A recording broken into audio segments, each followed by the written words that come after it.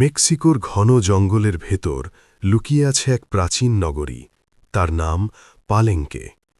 ২০০০ বছর আগে এখানেই গড়ে উঠেছিল মায়া সিভিলাইজেশনের এক শক্তিশালী নগর রাষ্ট্র। পাথরের মন্দির, প্রাসাদ আর জল ব্যবস্থাপনা, উন্নত নগর পরিকল্পনা প্রমাণ করে তারা ছিল প্রকৌশল ও জ্ঞানে অনেক এগিয়ে। দেয়ালে খোদাই করা হায়ারোগ্লিফে লেখা থাকত রাজাদের ইতিহাস, যুদ্ধের কাহিনী আর দেবতাদের গল্প। ৭ম শতকে এই শহর পৌঁছে যায় তার স্বর্ণযুগে। মহান শাসক কিনিচ জানাব পাকাল নির্মাণ করেন বিশাল স্থাপত্য আর স্থায়ী রাজনৈতিক শক্তি।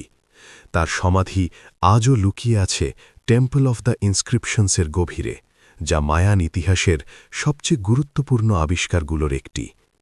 তারপর একদিন অজানা কারণে শহরটি পরিত্যক্ত হয়।